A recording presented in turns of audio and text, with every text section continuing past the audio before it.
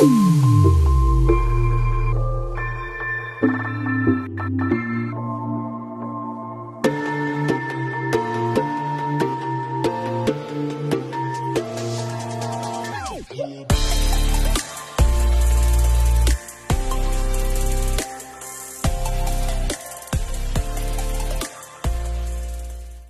الله الرحمن الرحيم.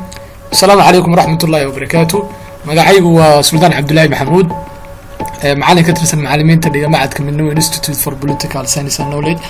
ما أنت وحرمنا عشر ذي أني هراء إن عشر كدوان شرحنا طوال الله إن شاء الله. دمان واحد سلام يا أرديدا معدك منه Institute كحرن دمان بالشدة الصومالي ملك استيجوان. السلام عليكم ورحمة الله وبركاته. أنا وقت إنه إلى لنا يا ما أنت وحرمنا إن شاء الله إنه ديارنا qaabka mushaharaadka shirkada loo diyaariyo payroll salary waxa la yiraahdo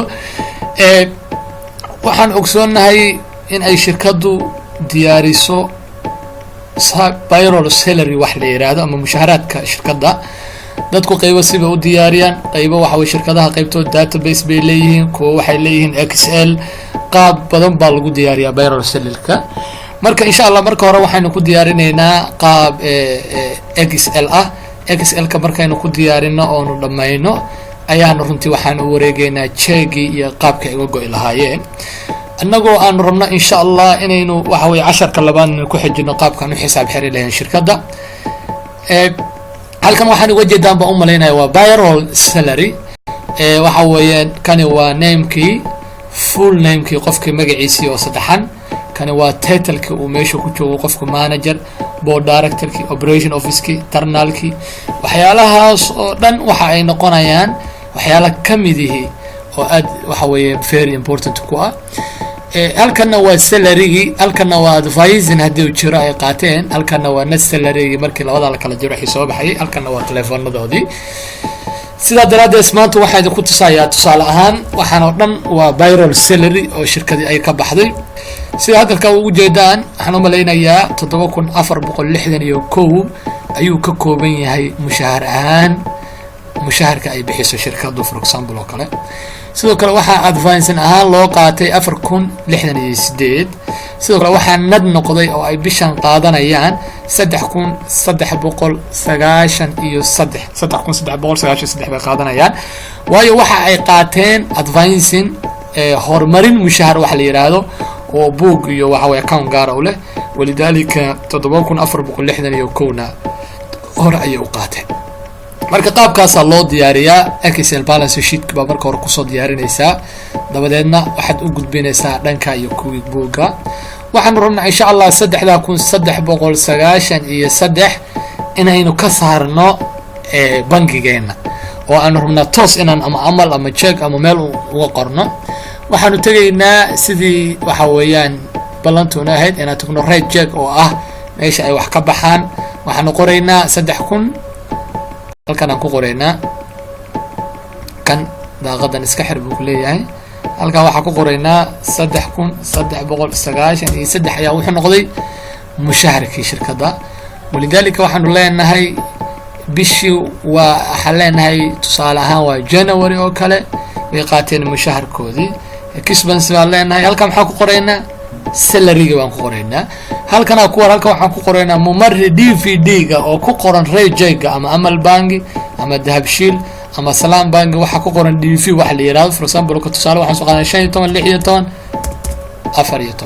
waxa weeye 45 oo kale halkan aan tagaynaa account-ka aan u baahannahay lacagta inaan ka saarno keeway for example kale waxa leenahay account-ka aan rabno inaan lacagta ka saarno for example kale waa Dahabshiil oo kale Dahabshiil baan leenahay lacagta waa ka saarnay daaqada niga xeel buu ku leeyahay Dahabshiil baan waxaan ka saarnay 3393 walidaalika taasa waxay noo cadeynaysaa halka mar waxa la yiraahdaa inaad cadeyso waxana wixii waxa leenahay for example oo kale waa ama intaadan gaarin waa inaad payment voucher ka warqada ku qor waa inaad sheegtaa for example 301 oo kale kadibna aad memory ku qordhaa faahfaahin waa mushaharka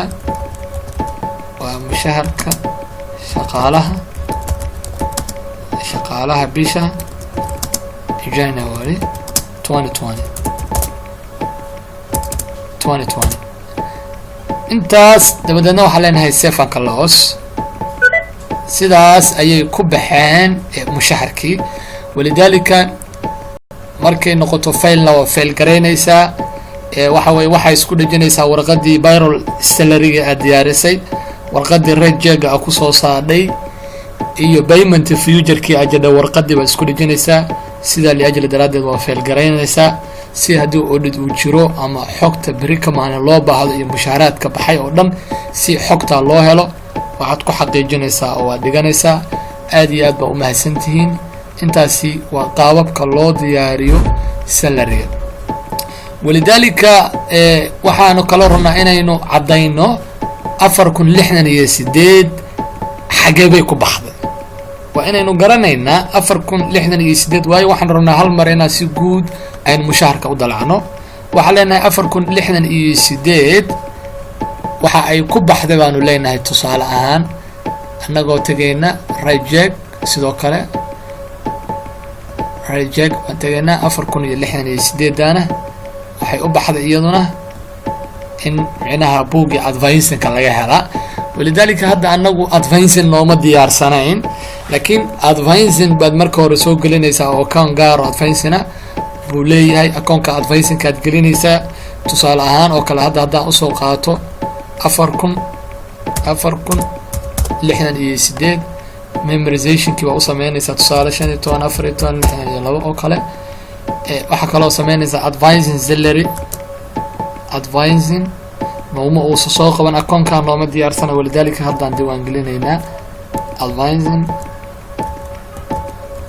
advancing salary baan leenahay.